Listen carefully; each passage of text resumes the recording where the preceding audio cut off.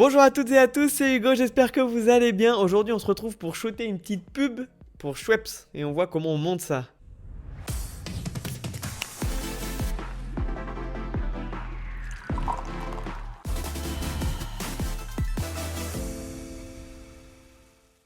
Il y aura beaucoup de montage au niveau de cette vidéo, plus que du tips sur le shootage. Avant toute chose, on va revoir cette vidéo ensemble, puisqu'il y a beaucoup d'erreurs. C'est une vidéo qui est shootée sur une journée de formation.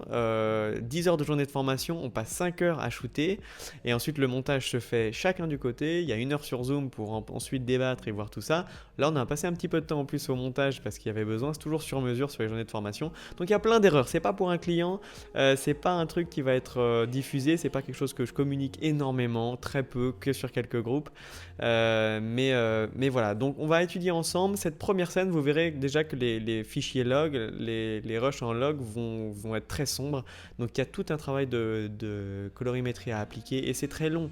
C'est compliqué. Il y a beaucoup de masques de forme à faire et vous voyez que c'est pas très réaliste. Il y a un problème sur ces images, en tout cas qui me dérange et qui me satisfait pas, parce que cet objectif là, ouais, comme il a une ouverture à f14 minimum, il faut être équipé en lumière maximale pour pouvoir être bien exposé, et même avec des Godox SL200 ou SL60 comme il y a ici, c'est pas possible. Donc c'est pas un objectif qui est facile à maîtriser. Vous voyez que cette deuxième scène c'est un peu la même chose. Il y a des problèmes d'éclairage puisque c'est pas assez diffusé la lumière. Et là encore il y a un problème, si on diffuse trop de la lumière, on sera complètement sous-exposé, sous-exposé. Et donc si on enlève les filtres et si on enlève les diffuseurs, et bien on a des reflets bruts sur les sujets, d'autant plus avec une canette métallique, donc très dur à gérer. Cette troisième scène ici c'est vraiment assez simple au final, la canette, et en plus ça va vite donc on voit pas forcément les détails. Vous verrez que j'ai rajouté un tout petit flair sur le bout métallique de la canette pour pouvoir cacher le fil de pêche qui ouvre ça. Et puis il y a ces scènes dans l'aquarium, ça va, c'est propre. Vous verrez qu'il y a des problèmes sur le log ici parce que j'étais trop sur la gauche de la table et du coup on voit un petit peu du bout noir, et puis donc du coup j'ai créé des masques de forme pour pouvoir rattraper ça en colorimétrie, pouvoir avoir un fond blanc, mais au niveau de l'exportation j'ai décalé des choses, je me suis gouré et après c'est pas... Bon, ça a fait des choses, des micmacs pas très graves, mais c'est pas à présenter à un client évidemment, c'est vraiment des cas pratiques ou des vidéotests. Du coup merci pour votre compréhension là-dessus. Pour la dernière scène ensuite, c'est un peu compliqué aussi puisque vous voyez en haut à gauche cette petite vignette noire, elle est pas volontaire, c'était le bout de la table, j'étais trop à gauche sur le niveau de la table de shooting. C'est des détails que en formation, avec tout ce qui se passe, avec le rush, avec le timing, avec tout ce qu'il y a à transmettre, il y a quand même 3 heures de théorie sur la maîtrise de la lumière, beaucoup sur le marketing produit, etc. C'est compliqué de tout gérer. Bon, il y a des problèmes, ça arrive, il y a des défauts, ça arrive. Vous voyez aussi que la canette a été coupée parce que c'était sur un dolly, et là je vois les limites du dolly où il faut investir dans une table produit roulante blanc. Puisqu'au niveau des masques on est obligé de manger un petit peu sur le produit, et ça pour moi c'est pas faisable, c'est pas pour un client. Donc c'est vraiment un cas pratique qui est très intéressant et qui permet de corriger des erreurs après pour pas les faire pour des clients et pour garder une ligne éditoriale et une communication pro. Voilà un petit peu pour les défauts. Maintenant on va très rapidement passer sur le shooting. Vous voyez que cette première scène, vous voyez, c'est le OA, c'est shooté avec une SL60 qui vient en top 3 quarts, avec une autre SL60, pareil de la même marque, une Godox, donc SL200 et SL60. La SL60 qui vient éclairer le fond pour que le fond soit le plus blanc possible et harmonieusement éclairé. Le problème c'est que le produit était sous-exposé, du coup c'est compliqué, j'ai dû enlever les filtres et vous voyez qu'il y a des gros reflets bruts parfois sur les produits, que ce soit sur cette scène 1 ou sur la scène 2, qui sont éclairés de la même façon. Donc le Laowa, c'est pas quelque chose que je recommande pour débuter, il faut avoir beaucoup de temps pour le maîtriser et il faut être très bien équipé au niveau de la lumière. C'est peut-être un objectif que j'achèterai pour l'année prochaine, pour voir comment être encore plus créatif sur des produits, parce que c'est vrai que ça permet d'être très créatif. La scène finale, sans ce genre d'objectif, c'est pas possible de la faire. Donc il a ses qualités, mais il a aussi beaucoup de défauts à prendre en compte. Donc il faut être bien équipé, il faut bien savoir ses défauts et il faut bien prendre le temps de le maîtriser avant de balancer ça pour des clients. En tout cas, c'est le retour d'expérience si je peux le partager.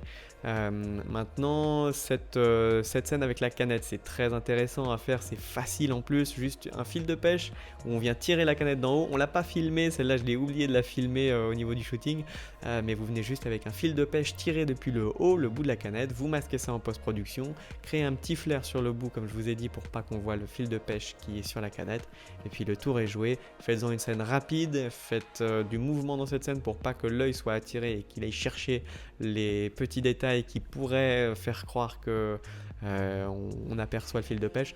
Voilà, maintenant c'est des scènes qui sont très faciles au niveau de l'aquarium. C'est tourné avec un 16 mm 1.4, alors 1.4 c'est 16 mm 1.4, sauf que le diaphragme ici on le ferme pour les aquariums pour pas avoir une petite profondeur de champ qui ferait qu'on soit la plupart du temps hors focus au niveau de notre sujet, puisque quand on jette un produit dans l'eau il part un peu dans, c'est pas maîtrisé, il part dans tous les sens, ou en tout cas on ne sait pas dans quel sens il part. Du coup il faut fermer le diaphragme 4-5 pour pouvoir avoir une profondeur de champ qui est un tout petit peu plus grande et avoir la netteté sur le sujet.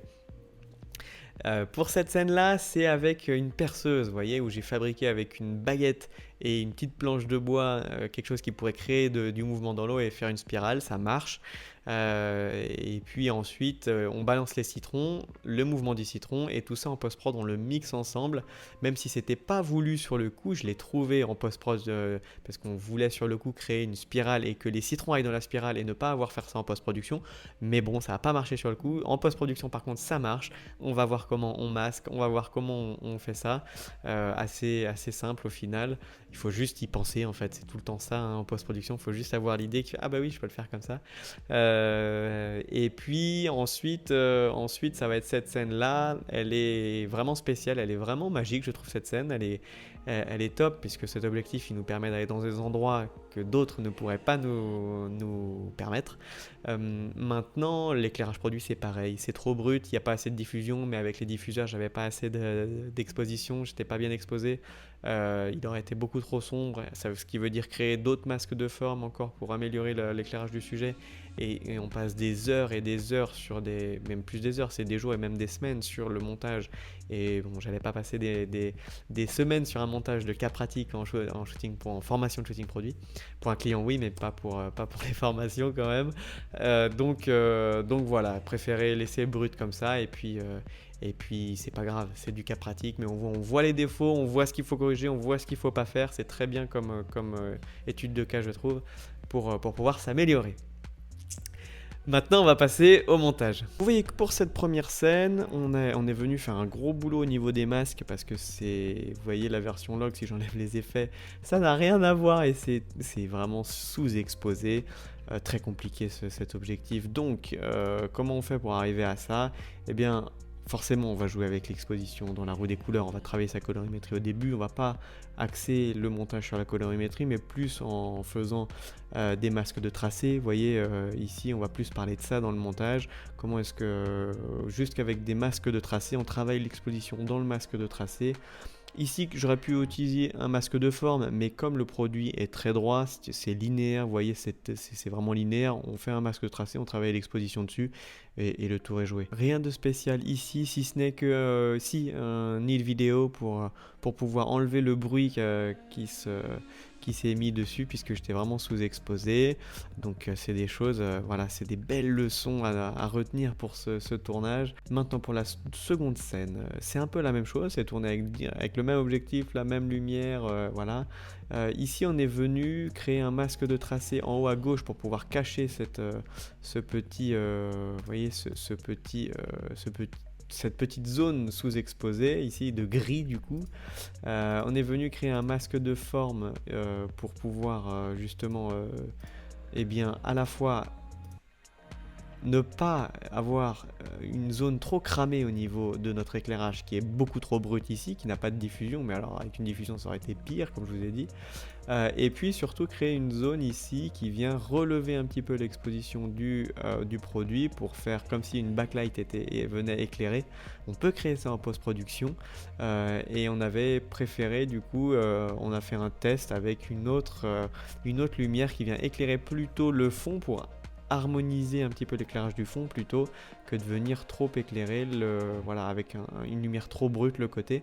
Donc voilà, après la backlight, c'est bien si elle peut quand même venir relever, évidemment détacher le sujet du fond comme d'habitude. Si vous avez l'habitude de voir mes vidéos, vous le savez. Ici, petite rampe de vélocité hein, pour arriver en rythme et quelque chose d'avoir pour arriver à avoir quelque chose de rythmé. On en arrive et puis on ralentit là-dessus sur cette partie. On vient bien maîtriser sa rampe de vélocité pour que ça colle bien en rythme. Prochaine scène, vous voyez du coup, alors celle-là elle est chouette.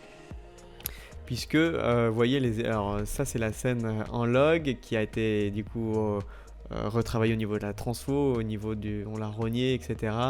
Vous voyez le fil de pêche maintenant, comment est-ce que... Alors le masque de tracé il est beaucoup trop grand hein, pour le fil de pêche, mais c'est des petits tests que je m'amusais à faire. Il y a un petit masque ici pour la suite qui s'ouvre. Vous voyez de la canette où on peut voir le fil de pêche aussi, et puis ce fil de pêche là évidemment il est caché par un masque où on vient dessous. En fait il faut vraiment au niveau du tournage venir tourner une seconde scène où on n'a que le blanc derrière pour pouvoir sous son masque avoir une scène qui corresponde parfaitement avec le reste. Bien sûr, on peut harmoniser ça en post-production. Ici, on vient zoom in, on vient faire une rotation également pour pouvoir avoir une scène qui est assez dynamique, qui tourne et qui nous fait une sorte de mouvement de dynamisme, d'ouverture de canette, avec un beau sound design qui vient accompagner ce son, c'est le pchit, comme vous l'avez entendu. Au niveau du sound design jusqu'à présent, on est sur quelques whoosh sound et puis sinon ici la musique et puis la goutte d'eau qui est le bruit de la goutte d'eau pour venir faire un petit rappel au niveau sonore évidemment.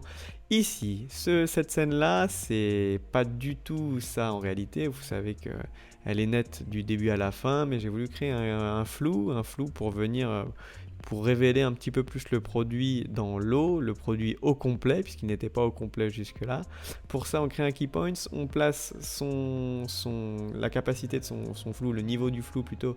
Là, ici, je l'ai placé à 27,45. On va à la fin de son rush, on le sélectionne et on fait à 0, on met à 0.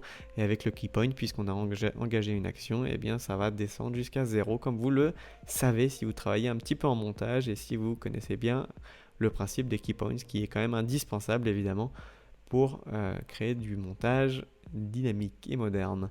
Ensuite, ici cette scène elle est bien sympa du coup à réaliser. Comment on a fait ça? Vous voyez que si je masque un petit peu mes citrons, je n'ai qu'une scène au final avec ma tornade que je suis venu, du coup si je cache un peu tout ça, vous voyez les effets de colorimétrie, mais surtout que je suis venu inverser et puis transformer.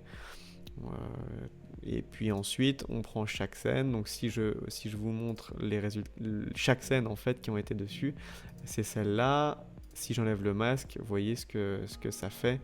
On voit toute la scène juste qui passe dessus. Non, on masque. Ici, pareil pour celle-là. Le masque ici. Je suis venu rogner un petit peu. Je suis venu transformer. Je suis venu réduire les citrons. Je suis venu créer des transformations sur les citrons qui vont agrandir ou se rapetissir pour pouvoir vraiment essayer de créer un effet dynamique. Vous voyez, si vous regardez bien en détail, vous voyez les citrons qui agrandissent, qui se rapetissent. Ils se rapetissent et ils grandissent au fur et à mesure. Ensuite cette scène, juste un peu rognée, pas grand chose. Ici, c'était assez esthétique cette scène, tout simple, il n'y a pas beaucoup de travail, que de la colorimétrie. On passe directement. Alors, juste pour revenir sur le sound design, ici on est avec des bulles, on est avec des produits qui splashent dans l'eau. C'est avec un depth, c'est-à-dire toute une ambiance sous l'eau. Qui va nous créer un son immergé, tout simplement, avec aussi ce son qui est renforcé par l'immersion, qui est renforcée par un effet du coup qu'on a mis sur alors c'est pas sur celle-là, ça doit être sur celle-là. Voilà, l'effet feutré qui nous permet d'avoir un son immergé.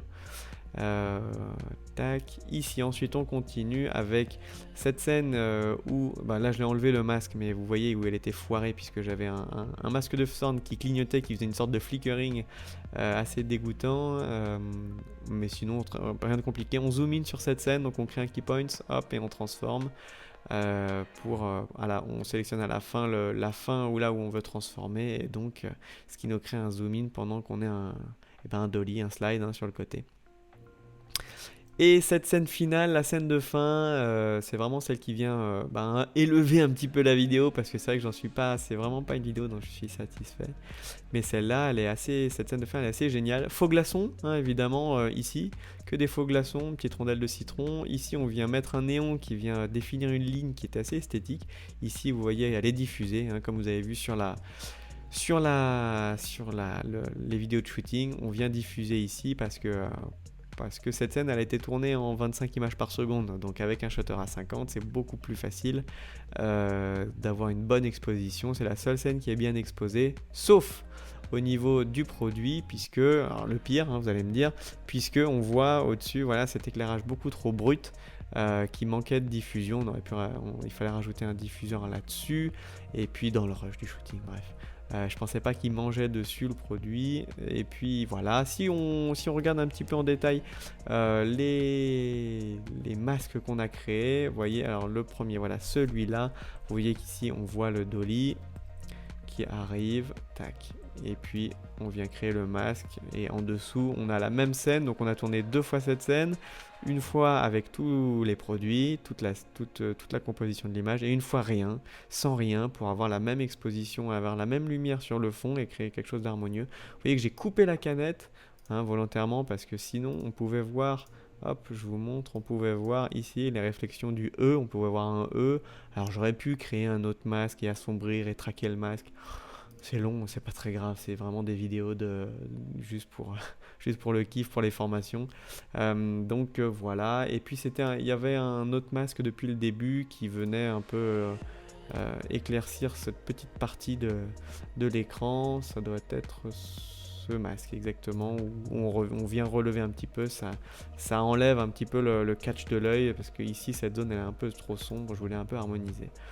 Arrêt sur image à la fin avec le produit, hein, option F pour un arrêt sur image, et puis voilà le logo qui arrive. Au niveau des adjustment layers, qu'est-ce que je mets?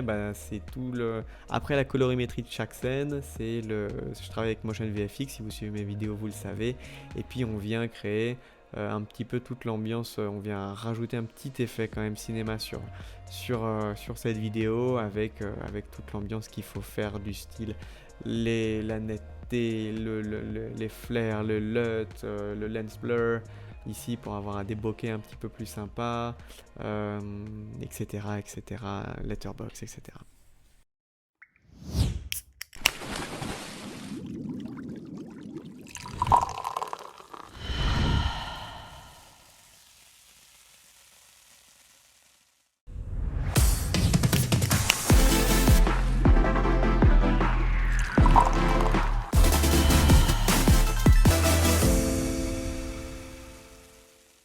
Et voilà, j'espère que ça vous a plu. N'hésitez pas à me lâcher un commentaire, à lâcher un like, à vous abonner si ce n'est pas déjà fait, à partager cette vidéo pour ceux qui voudraient apprendre.